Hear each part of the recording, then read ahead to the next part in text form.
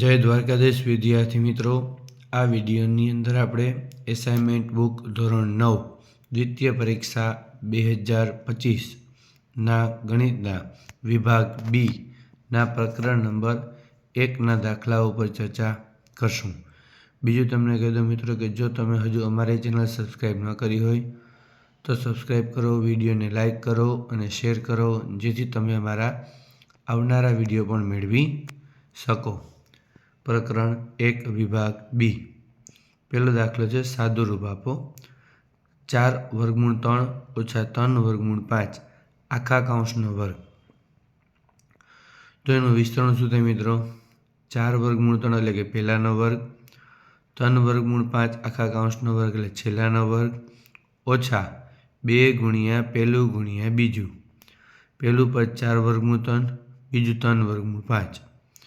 હવે 4નો વર્ગ થાય 16, વર્ગમૂળ 3નો વર્ગ થાય 3, ઓછા 2 ગુણ્યા 4 ગુણ્યા 3 એટલે 4 તેરી 12 ને 12 દુ 24, 24 વર્ગમૂળમાં 5 તેરી 15 વત્તા 3નો વર્ગ 9 અને વર્ગમૂળ 5નો વર્ગ 5.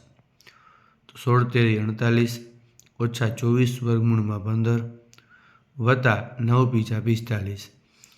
48 ને 45નો સરવાળો શું થાય? 93. 93 ઓછા 24 વર્ગમૂળમાં 15. બીજો દાખલો છે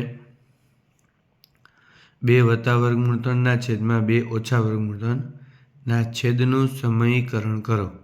છેદનું સમયીકરણ કરવું એટલે શું મિત્રો? એની વિરુદ્ધ નિશાની વડે ગુણવું.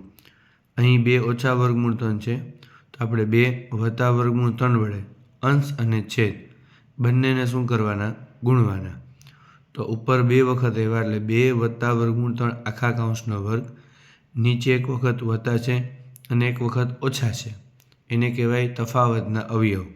તો પહેલાનો વર્ગ એટલે 2નો વર્ગ ઓછા વર્ગમૂળ 3નો વર્ગ. હવે 2 વત્તા વર્ગમૂળ 3 આખા કૌંસના વર્ગનું વિસ્તરણ. પહેલાનો વર્ગ 2નો વર્ગ 4, છેલ્લાનો વર્ગ વર્ગમૂળ 3નો વર્ગ 3, 2 ગુણ્યા પહેલું ગુણ્યા બીજું એટલે 2 દુ 4 વર્ગમૂળમાં 3 એના છેદમાં 2નો વર્ગ 4 ઓછા વર્ગમૂળ 3નો વર્ગ 3. 4માંથી 3 જાય તો 1 લખો કે ન લખો કંઈ ફેર પડે નહીં. 4 વત્તા 3 એટલે 7 વત્તા 4 વર્ગમૂળમાં 3. હવે આનું કંઈ થાય નહીં, કારણ કે બંને પદો કેવા છે? અલગ અલગ છે એટલે. ત્રીજો દાખલો 3 વત્તા વર્ગમૂળ 5 વર્ગમૂળ 3 એના છેદમાં વર્ગમૂળ 5 ઓછા વર્ગમૂળ 3. અહીં પણ છેદનું સમયીકરણ કરવાનું છે. છેદનું સમયીકરણ કરવું એટલે હમણાં કીધું મિત્રો, એની વિરુદ્ધ નિશાની વડે ગુણવું. વર્ગમૂળ 5 ઓછા વર્ગમૂળ 3 છે, તો આપણે વર્ગમૂળ 5 વત્તા વર્ગમૂળ 3 વડે નીચે અને ઉપર બંને બાજુ શું કરવાનું મિત્રો? ગુણવાનું. તો 3 વર્ગમૂળ 5 વત્તા વર્ગમૂળ 3 બીજા કૌંસમાં વર્ગમૂળ 5 વત્તા વર્ગમૂળ 3 એના છેદમાં એકવાર વત્તા ને એકવાર ઓછા એટલે એને કહેવાય વર્ગના તફાવતના અવયવ. વર્ગમૂળ 5નો વર્ગ ઓછા વર્ગમૂળ 3નો વર્ગ. અહીં ફરજિયાત ઓછા જ આવે. ઓકે મિત્રો.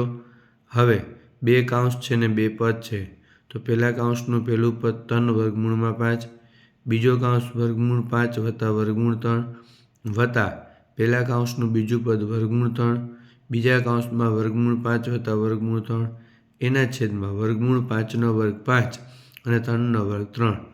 હવે કૌંસ છોડો. 3 ગુણ્યા વર્ગમૂળ 5 ગુણ્યા વર્ગમૂળ 5 એટલે 5 વત્તા 3 ગુણ્યા વર્ગમૂળમાં 5 તેરી 15 વત્તા વર્ગમૂળમાં 15 અને વત્તા વર્ગમૂળ 3 ગુણ્યા વર્ગમૂળ 3 એટલે 9 એના છેદમાં 5માંથી 3 જાય એટલે 2. તો 15 વત્તા 3 વર્ગમૂળ 15 ને 1 એટલે 4 વર્ગમૂળ 15 વત્તા 3. 15 ને 3 શું થાય? 18. 18 વત્તા 4 વર્ગમૂળ 15 ભાગ્યા 2. 2 સામાન્ય કાઢો તો 9 વત્તા 2 વર્ગમૂળ 15. બબે ઉડી ગયા. વધ્યું શું? 9 વત્તા 2 વર્ગમૂળમાં 15. ચોથો દાખલો 1.34 એમાં 4 ઉપર 12 ને પીના છેદમાં ક્યુ સ્વરૂપમાં દર્શાવો. તો x બરાબર શું લખાય? 1.344 44 44, કારણ કે 4 પુનરાવર્તન પામે છે એટલે. કેટલી રકમ આવી પુનરાવર્તન મિત્રો? 1, એટલે 10 વડે ગુણવાનું. તો 10 ગુણ્યા x એટલે 10x. 1.3માંથી પોઈન્ટ આગળ વહી જાય એટલે 13.44. હવે બંને બાજુમાંથી x બાદ કરો. 10xમાંથી x બાદ, 13.44માંથી 1.34 બાદ, 10માંથી 1 જાય એટલે 9, 13માંથી 1 જાય એટલે 12.1. તો x બરાબર 121ના છેદમાં 9 ગુણ્યા 10 એટલે શું થાય? 90. તો 121ના છેદમાં 90. પાંચમો દાખલો 3.5212 પીના છેદમાં ક્યુ સ્વરૂપ. હવે અહીં 52 ઉપર બંને ઉપર 12 છે. તો x બરાબર 3.525252. બે રકમ પુનરાવર્તન પામે છે એટલે મિત્રો 100 વડે ગુણવાનું. તો 100x બરાબર 352.52. હવે x બાદ કરો. 100માંથી 1 જાય એટલે 99x. 352.52માંથી 3.52 બાદ કરો. 349. તો x બરાબર 99 ઉપર, સામે ગયા તો નીચે, 349 ભેગા 99. છઠ્ઠો દાખલો સાદુરૂપ આપો. 3 વત્તા વર્ગમૂળ 5 બીજા કાઉન્સમાં 4 ઓછા વર્ગમૂળ 11. તો પહેલા કાઉન્સનું પહેલું પદ 3, બીજો કાઉન્સ 4 ઓછા વર્ગમૂળ 11, પહેલા કાઉન્સનું બીજું પદ વર્ગમૂળ 5, બીજા કાઉન્સમાં 4 ઓછા વર્ગમૂળ 11. કાઉન્સ છોડો. 4 તેરી 12, વત્તે ઓછે ઓછા 3 વર્ગમૂળમાં 11 વત્તા 4 વર્ગમૂળમાં 5 ઓછા 11 પીચા 55 વર્ગમૂળમાં. હવે આનું કંઈ થાય નહીં, કારણ કે હવે કંઈ સજાતીય પદો છે નહીં. ઓકે મિત્રો, આ ચર્ચા કરી આપણે વિભાગ બીના પ્રકરણ નંબર 1ના દાખલાઓ પર. આ જ રીતે બીજા દાખલાઓ જોવા માટે અમારી ચેનલ લાઈક કરો, શેર કરો અને સબસ્ક્રાઈબ કરો. જય દ્વારકાધીશ.